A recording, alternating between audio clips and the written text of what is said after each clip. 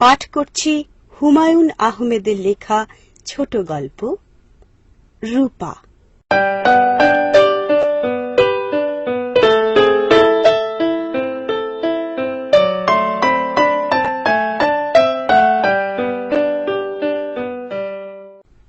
ভাই, আপনি কি একটা ইন্টারেস্টিং গল্প শুনতে চান?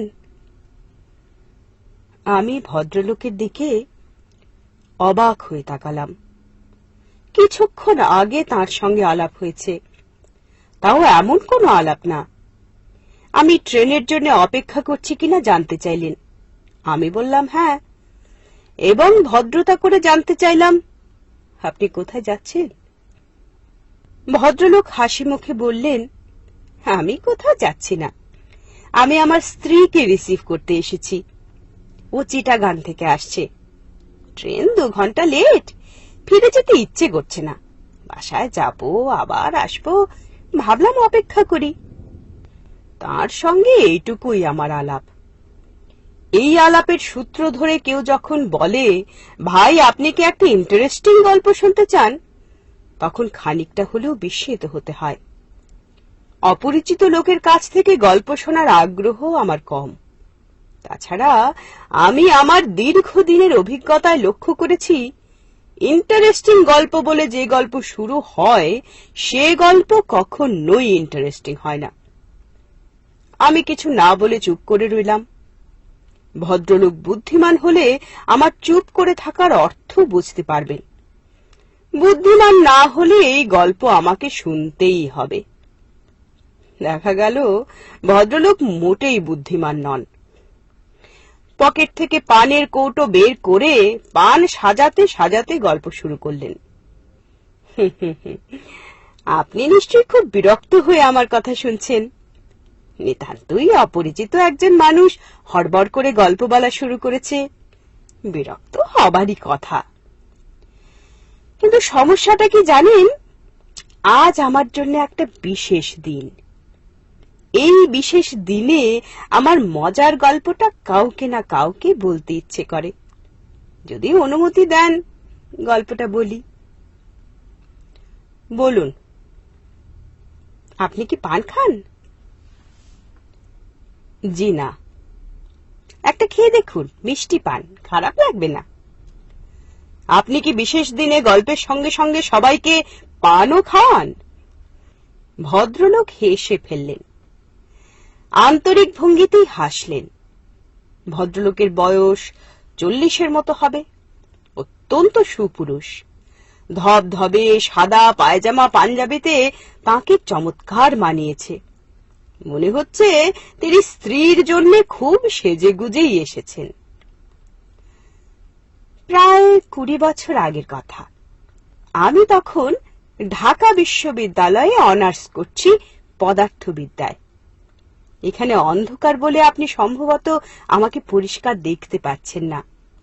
আলো থাকলে বুঝতেন আমি বেশ সুপুরুষ। 20 বছর আগে দেখতে রাজপুত্রের মতো ছিলাম। ছাত্রমহলে আমার নাম ছিল দ্য প্রিন্স। মজার ব্যাপার হচ্ছে, মেয়ে মহলে আমার কোনো পাত্তা ছিল না। আপনি ব্যাপারটা লক্ষ্য করেছেন কিনা জানি না, পুরুষদের রূপের প্রতি মেয়েরা কখনো আকৃষ্ট হয় না। পুরুষদের সবকিছুই তাদের চোখে পড়ে, রূপ চোখে পড়ে না।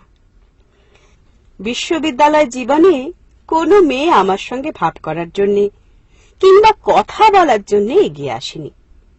আমিও নিজে থেকে যাইনি, কারণ আমার তোতলামি আছে, কথা আটকে যায়। আমি ভদ্রলোককে থামিয়ে দিয়ে বললাম, আমি তো কোনো তোতলামি দেখছি না, আপনি চমৎকার কথা বলে যাচ্ছেন। বিয়ের পর আবার তোতলামি সেরে যায়। বিয়ের আগে প্রচন্ড রকম ছিল, অনেক চিকিৎসা করেছি। মার্বেল মুখে নিয়ে কথা বলা থেকে শুরু করে হোমিওপ্যাথি ওষুধ, পীর সাহেবের তাবিজ, কিচ্ছু বাদ দিইনি। যাই হোক, গল্পে ফিরে যাই।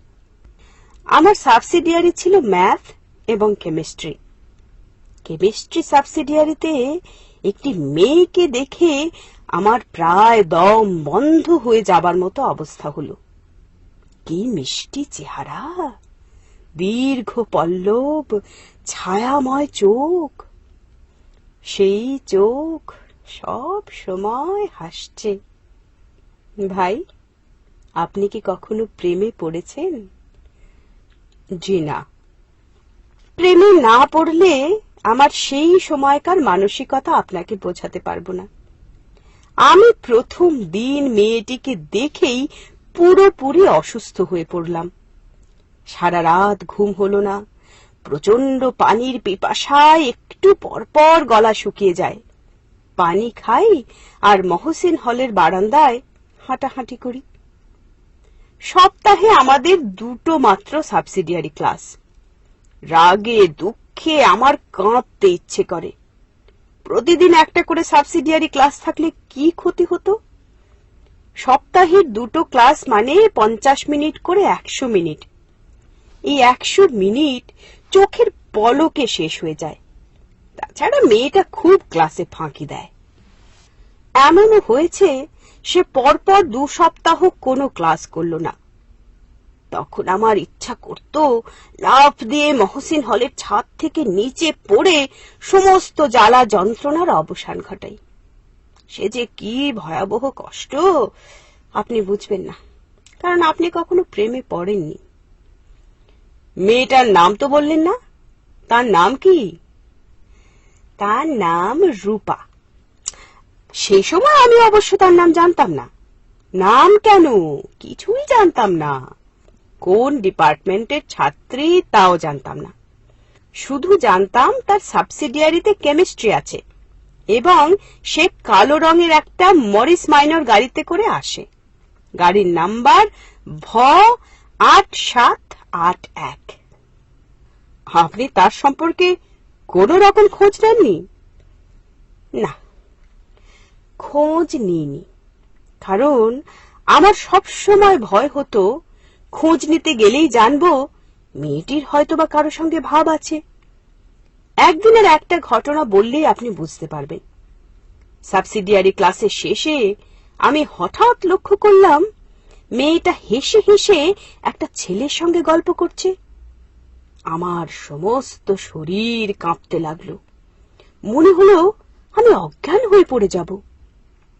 সব ক্লাস বাদ দিয়ে হলে চলে এলাম এবং কিছুক্ষণের মধ্যেই সমস্ত শরীর কাঁপিয়ে আমার জ্বর এসে গেল। আশ্চর্য তো, আশ্চর্য তো বটেই। পুরো 2 বছর আমার এইভাবেই কাটলো। পড়াশোনা মাথায় উঠল। তারপর একদিন অসীম সাহসের কাজ করে ফেললাম।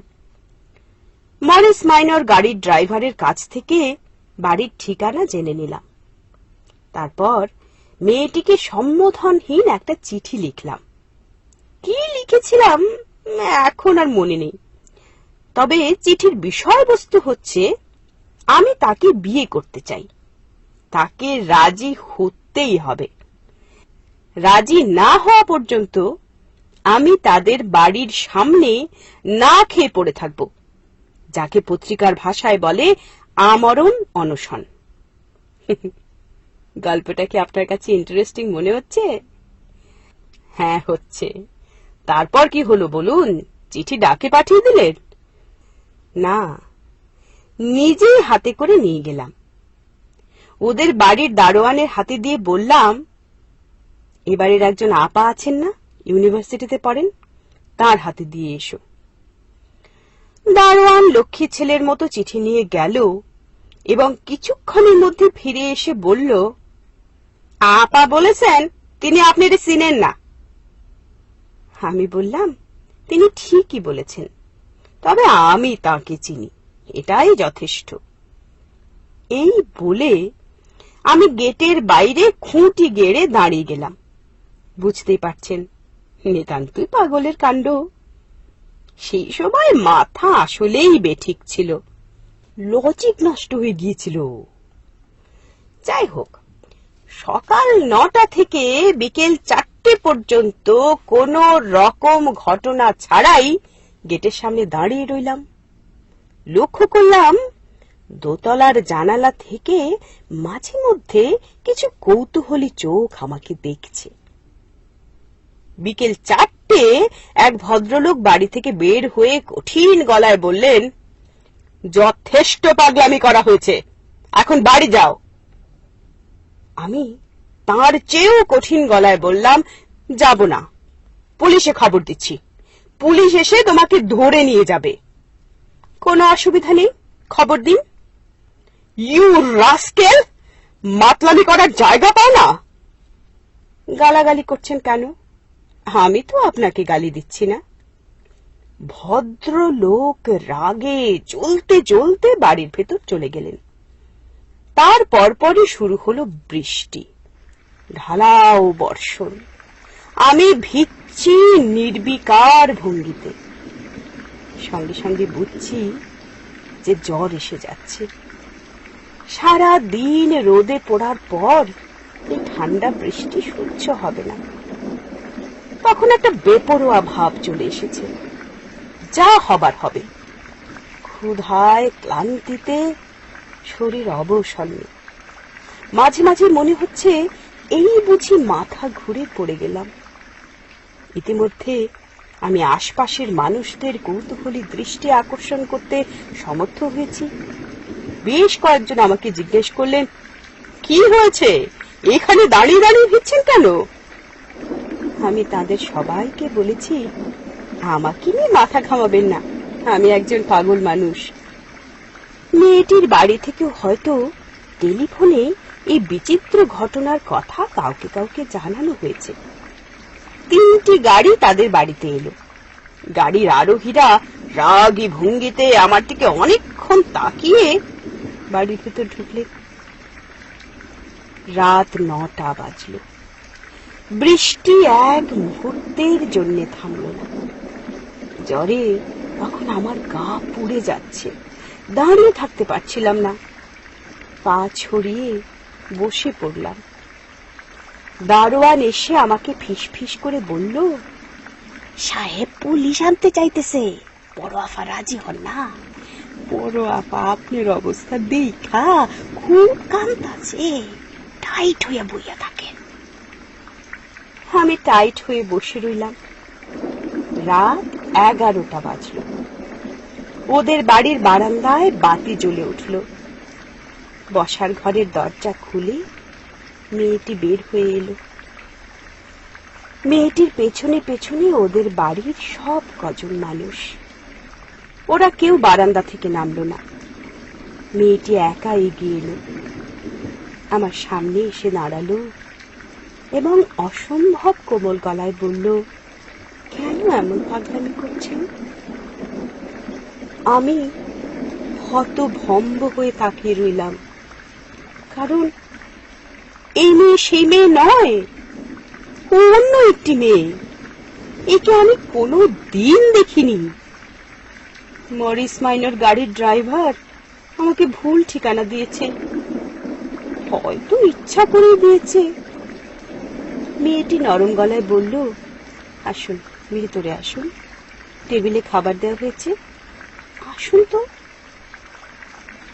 আমি উঠে দাঁড়ালাম, বলতে চেষ্টা করলাম, কিছু মনে করবেন না, আমার ভুল হয়ে গেছে, আপনি সেই মেয়ে নন, আপনি অন্য একজন। মেয়েটির মমতায় ডোবানো চোখের দিকে তাকিয়ে এই কথা বলা সম্ভব হলো না।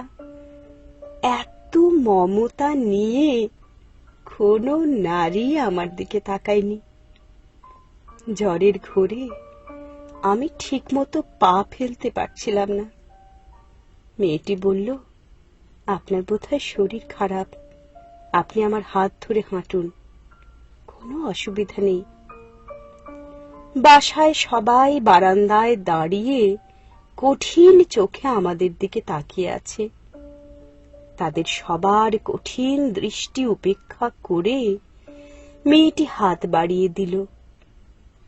যে গভীর ভালোবাসায় হাত বাড়ালো, সে ভালোবাসাকে উপেক্ষা করার ক্ষমতা ঈশ্বর মানুষকে দেননি। আমি তার হাত ধরলাম। এই 20 বছর ধরেই ধরে আছি। মাঝে মাঝে এক ধরনের অস্থিরতা বোধ করি।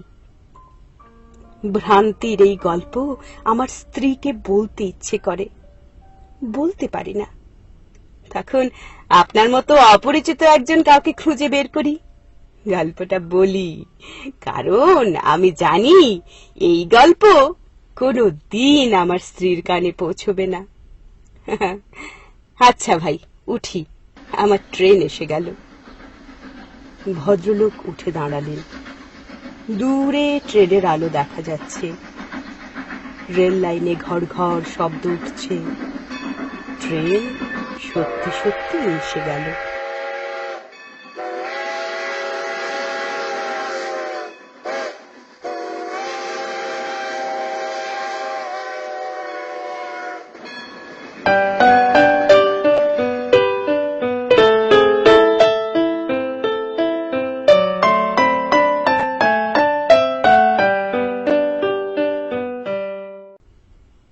ধন্যবাদ। পাঠ করলাম